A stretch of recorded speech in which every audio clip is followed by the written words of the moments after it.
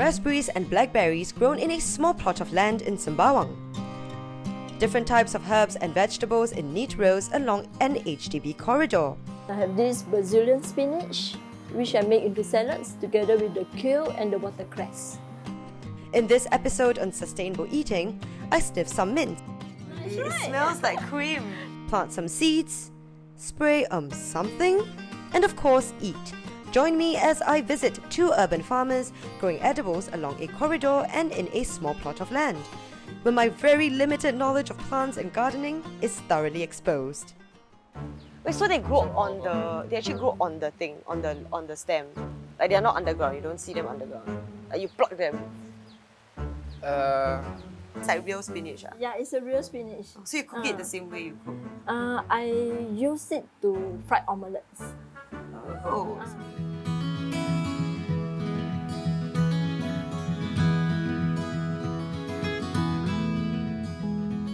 Treasures Service Officer at DBS, Yardley Sue started her gardening journey back in 2019.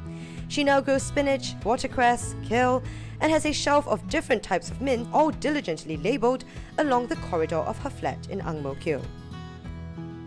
There's so many varieties of plants and fruits and vegetables that you have here. How did you even get into gardening? Okay, it started off with, there was a time I was interested in eating pesto spaghetti. I fall in love with pesto spaghetti, yeah. When I buy the canned pesto, it doesn't give me the you see. So I tried to Google to make pesto, and then I bought the basil. But every time when I buy herbs, I find it such a waste because I only use half of it. And the other half, it got rotten and thrown away. Then I decided, why don't I try my luck? And I just take the basil and plant it. and it grew? It grows. Oh wow! Yeah. There isn't a lot of space in a corridor, right? And you've had to really be very innovative with how you... Correct. Strategize it, yes. And you have to know what plant needs sunlight and what plant doesn't need sunlight. As you can see from here, all the plants here need direct sunlight. Where else it means they are quite scared of direct sunlight, but they love sunlight. So I put them here. And I raise it up so they can get the sunlight. Oh wow, okay. Yes. So you have to really go and understand what each Yes, and every you have plant. to understand each and every one. In his garden, on a rented plot of land in Sembawang, one of Alex Ng's daily tasks is to pollinate his plants using a tiny brush. The home baker not only grows herbs and vegetables, but also pumpkins and berries. Singapore being Singapore, it always seems to rain when it's most inconvenient. Like now. But while it's not good for us, I'm guessing it's pretty good for the plants. Right, Alex? Well, it's good for some plants, but not all the time. Because humidity is a big issue in Singapore, right? So I would prefer it to rain occasionally, but not every day or over a prolonged period.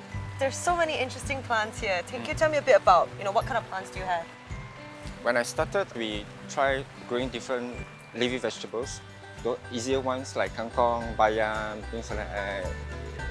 Over time, I gradually started growing crops like cabbage, cauliflower, radish, pumpkins, and I started experimenting with some exotic plants like strawberries, raspberries, blackberries, even exotic herbs maybe, I would say dill, fennel.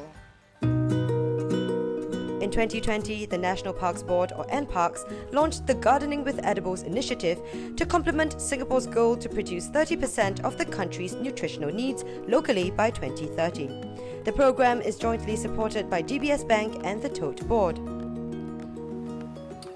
work at DBS, right? And do you share with your colleagues? How Yes, do you... and I was very happy during the circuit breaker. We actually set up a gardening group. Oh wow. So we share our experience and we share our cuttings and exchange. It's very cool. So we have a telegram for it. Oh wow. So actually what do you do with all these vegetables and fruit that you harvest? Okay, I either consume it myself or I share with my colleagues. Oh, okay. Yeah, it started off with I bring salad for lunch, and my colleague always look at how come the salad so different. Then they start to taste it. Hey, nice, nice, nice. Then after that, we decided to share our food. So we always I will bring salad, they will bring some leftover meat. Instead of throwing away waste food, they'll bring some leftover meat and we mix into a nice salad. Now, while Alex and Yardley tried their very best to impart some gardening basics to me, here are some tips they have for enthusiasts out there with greener fingers than me. Firstly, I think that you have to decide what plants are suitable at your environment. Then you decide what kind of plants to grow. That's more important than asking how do you grow the plants well. Secondly is you have to decide the amount of effort that you are able to put in before deciding what plants to grow. For example, if you are growing leafy veggie edibles, then you have to take care of them daily. It's a daily care for them. So if you're unable to put in that kind of effort because of work or whatever reasons, then you should grow maybe, for example, a chiku tree, where you just leave it there, just minimal water and fertilizer. That should be fine on its own. But when you say care, actually, what do you mean by care? Okay, for example, daily watering, fertilizing, pest control, pruning, some edibles will need that. So if you're able to put in all this constant, regular effort, then you should no harm trying all these edibles. Edible plants, I try to keep it as organic as possible.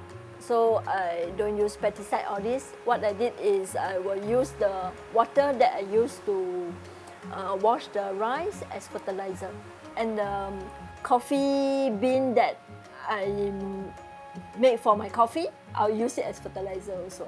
Wow, so you Yes. waste nothing as well. Yes, that's right. And you must take note not to let the water retain in the soil. So every now and then, you will have to loosen the soil. Timely tips as NParks aims to have 3,000 community gardens and 3,000 allotment gardens by 2030. Using the plants from her garden, Yardley prepared us a blue pea rice meal with basil chicken and a spinach omelette. And while we will still be mixing our own grown plants with those bought in the store, it's a small step towards being more conscious of what is on our plate. After all, there's nothing quite like eating something you've grown yourself. In the next episode, we put this to the test in a showdown between local and foreign produce. The DBS Live More Bankless Sustainable Lifestyle site looks into the issue of food waste. You can find how-tos, life hacks and quizzes to help you live more sustainably.